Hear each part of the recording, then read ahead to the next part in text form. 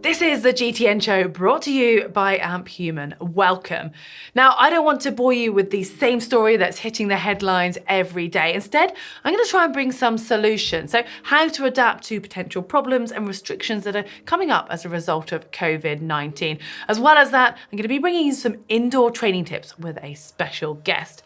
And thankfully, the coronavirus hasn't hit everywhere, so there has still been plenty of racing over the weekend to bring and share with you. We've also got a good news story, as well as a less good news one, a world record, and all of our other features. So we should probably dive in.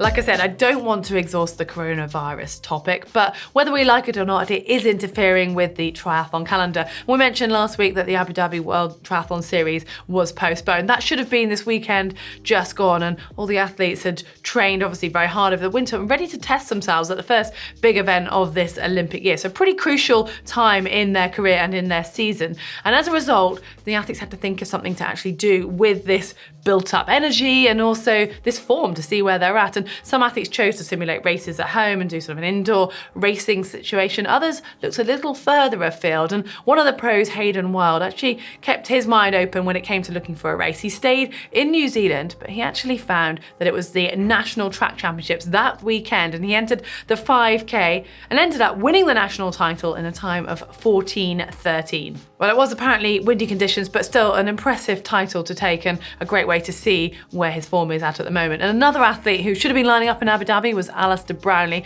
and he actually kept it a little bit closer to triathlon and managed to get a last-minute entry into the ETU Duathlon European Championships, where he did just sneak onto the podium. He was actually fourth over the line, but it was Tyler Misselchalk of Canada who finished second, and obviously not being a European meant he wasn't involved in the European Championship podium, so Alistair snuck in there, but he was beaten by Benjamin Choquet of France, who took the gold, and then it was Quillian Lebihan who was second for France. On the women's side, it was Lisa Perterer of Austria who was first. Beth Potter from Great Britain won the silver, and then Jocelyn Bray-Abreu of Spain was third. But seeing athletes do this sort of thinking on their feet and changing their plans last minute and having to adapt not just their racing but also their training got us thinking here at GTN that maybe, we do need to be prepared that this virus might get worse. We might have more travel restrictions. And as a result, we might need to do a little bit more of our training indoors. And I know we're desperately hoping for springtime and we want to get outside, but I thought it was a good excuse to bring you some indoor training tips, whether you're new to indoor training or you've been doing it a long time and you just want a little bit more inspiration. So for that, I'm going to bring in our special guest.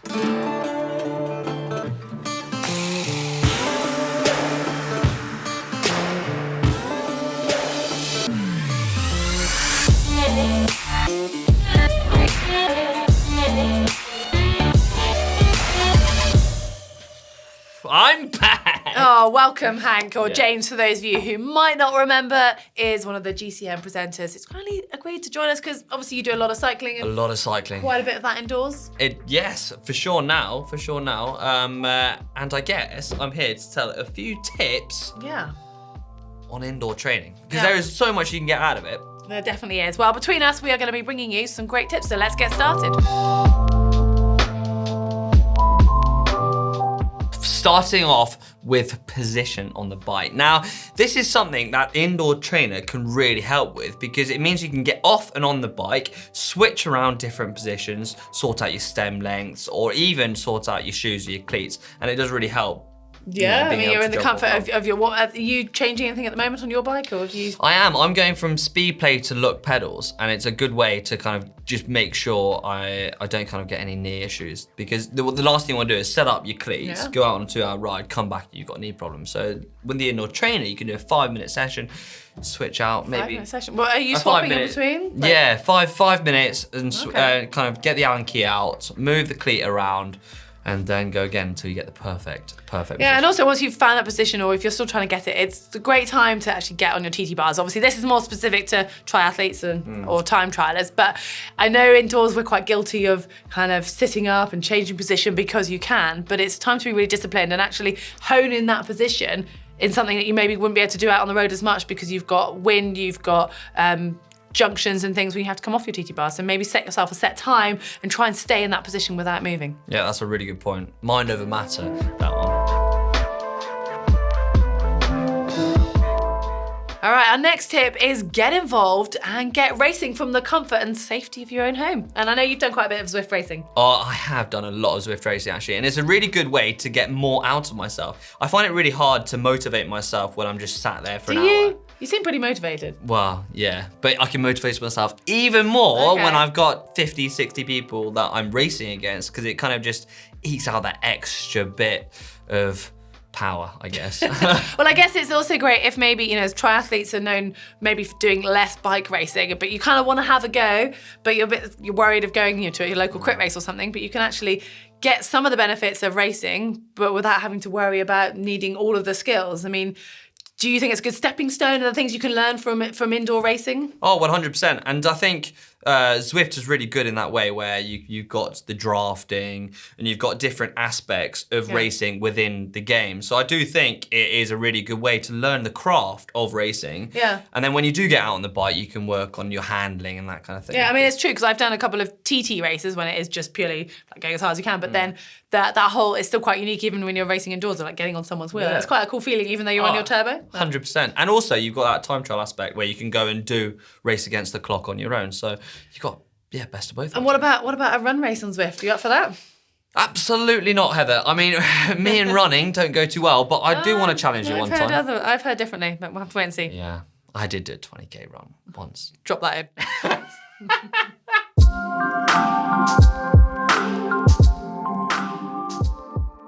All right, Hank, next question. When you're riding indoors, it's really easy to just, you know, go on the flat and everything's the same, but coming to outside, it's very different. How can we start to replicate outdoors when we're inside? Any tips on that?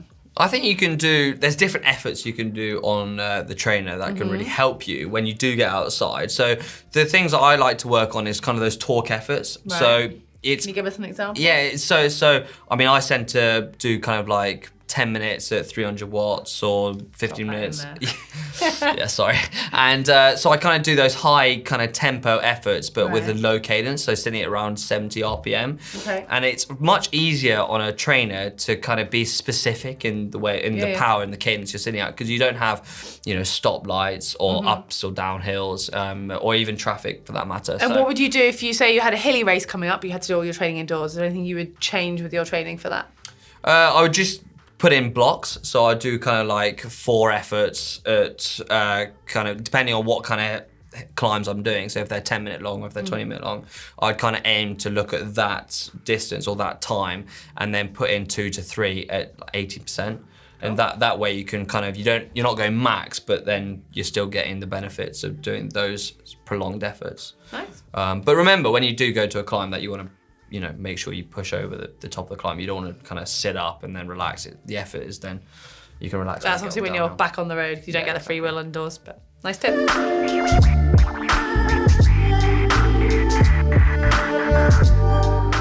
One of the differences of riding indoors compared to outside, it can get a little bit monotonous and boring. Have you got any tips to how you spice your training up when you're doing some big indoor sessions? I like putting on some drum-based music, get me nice and hyped. And do a hardcore 1 hour and with music. I just think it gives off a good vibe. Well, you can obviously, I think music's quite a common one, but maybe podcasts or watching some good Netflix or maybe even some GTN. Yeah, if you've got kind of like an easy ride, I think you can then listen to a podcast. I've actually watched GCN whilst on the turbo, but I know lots of you guys watch GTN as well, which is cool. So do send those pictures in because we like to see them. Makes us feel good at least. No, 100%. But I guess we should ask the viewers, what makes your indoor training sessions that bit more exciting? Because I'd sure like to know, because to be honest, I can get quite bored. We brought you in here for your tips, not asking our viewers. But also another way you could actually just have, if you're doing an aerobic ride indoors, which if you're outside, you'd probably be chatting along in pairs. So I see no harm in chatting when you're riding your bike. So I've even had like some Skype chat with a friend or business meeting on turbo. Or get a friend to come along with their turbo and then you can ride side by side. So on that note, I used to actually do some garage parties. Some garage parties. Yeah, I did. Yeah. So I'd love to see what happens at Hank's garage party. When it was snowing, I used to get all my friends around to bring their turbos. We all used to get in the garage, and all get on their turbos. Wow, love to see. Be a fly on the wall of that.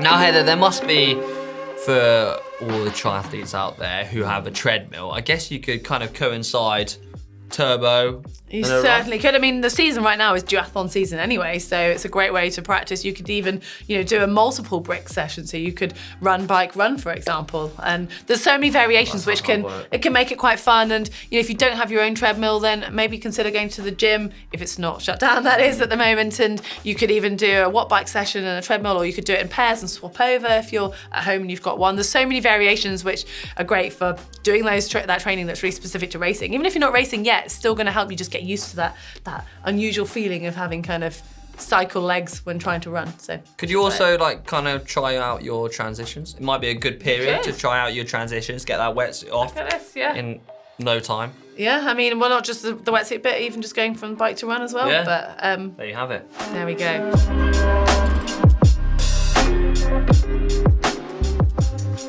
All right, let's round things up. What are the final sort of essentials that you would say you need for indoor training in your mind? I would definitely say like a big bottle of water, because I have started a Zwift race and run out of water, and it's been an absolute nightmare. So yeah, being well prepared when you're getting on the bike is definitely important. Yeah, talking of being well prepared, you might want to have something to cool you, or positioning your bike near a window maybe if you don't have... Having a fan. If you don't have any fans like me, then maybe you need to put it by the window. Yeah. I personally am quite happy without a fan, because I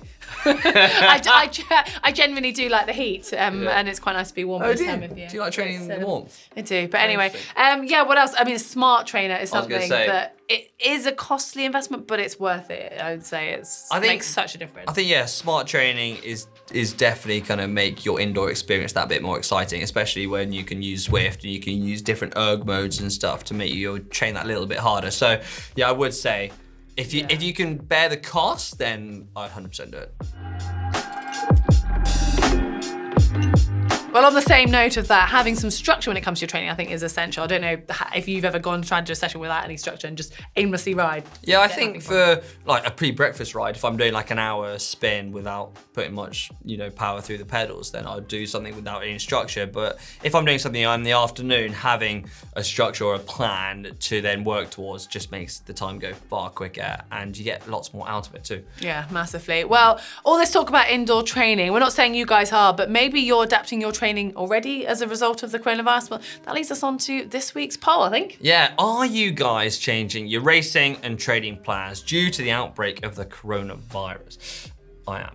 Well, it's a simple yes or no answer. You can enter that by just clicking up here. And if your plans are changing, especially your training ones, do let us know what you're doing instead. You can do that in the comments section below. And before you go, Hank, we've just got the results from last week's poll. Go on. I'm afraid it's a little bit triathlon biased, but I asked you guys, should triathlon, when it comes to Olympic qualification, have a first past the post? So black and white, if it comes down to one race and the winner gets a slot. Interestingly, 68% of you said yes. 32% said no. What would your thoughts have been? I think I would have been in the yes boat, to be honest. Yeah? Just keep it nice and simple. Nice and simple. Well, Hank, thank you so much. I must admit, we are going back to very triathlon-specific stuff, so I'm not sure how much more you could bring, but you have been wonderfully. We've loved your tips and your advice, so thank you so much, and hopefully you'll be back soon. We'd love you back.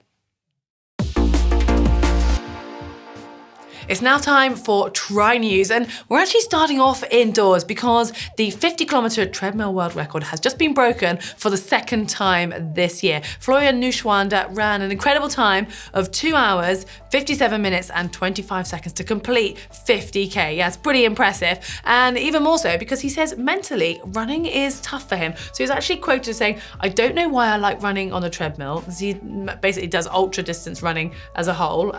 Says mentally running is hard for me. The German Championship this year is on a 5K loop, so it'll take 20 laps to finish. That is boring, I think, so I thought that this would be good mental strength training. Well, I guess it is, and he's also got the German 100-kilometer championships planned later in the month, so you can see it as good preparation whilst getting a world record on the way.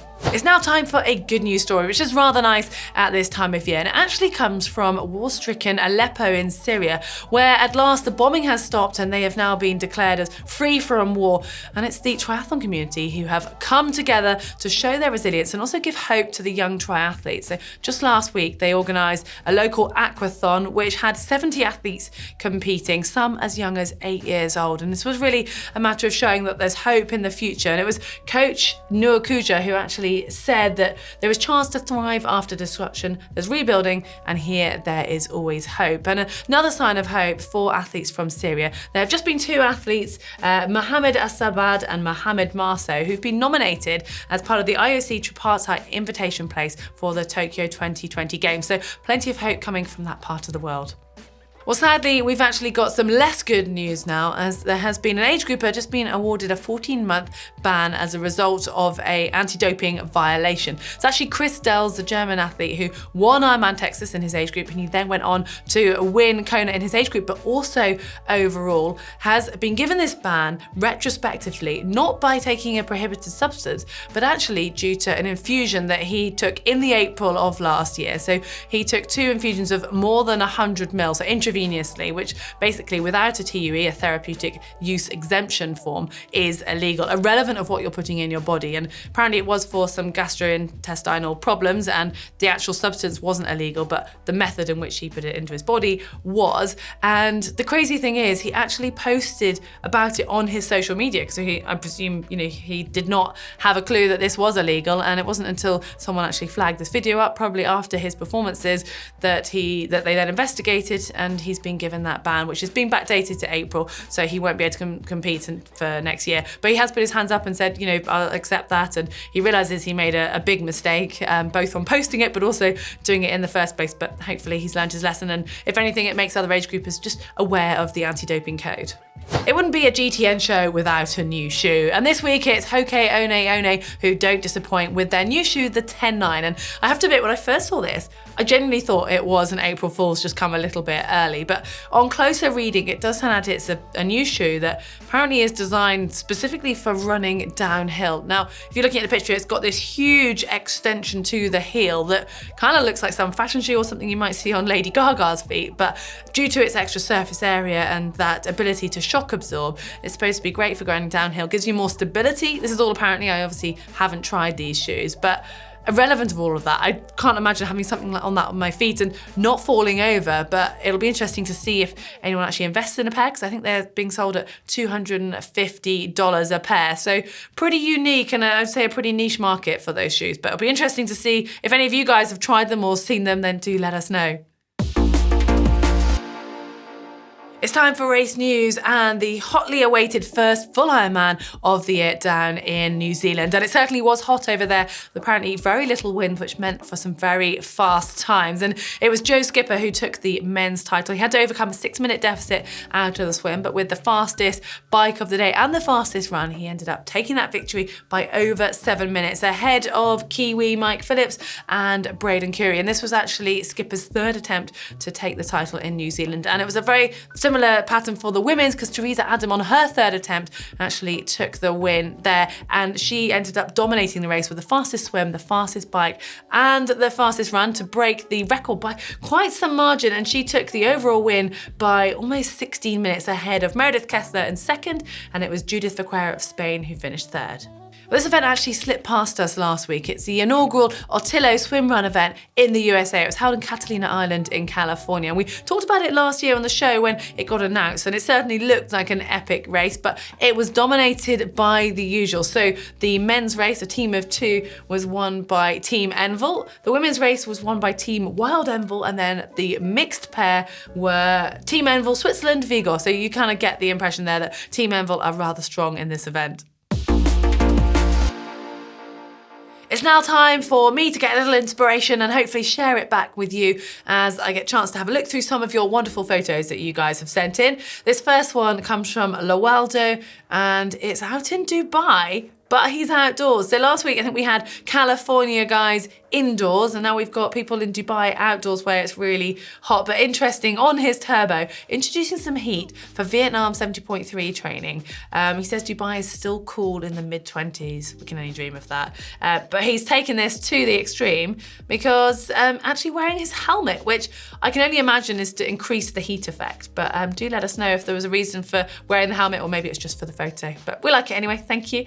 Our next one is from Tim, and it's his giant setup in, he says, not quite a pain cave, but his living room, and he's got his coach, the Irish Wolfhound, on the couch, which I like, adding a little bit of support. But apparently bike training followed by an 8-mile run outside, and it looks pretty chilly outside, so I hope you survived that one.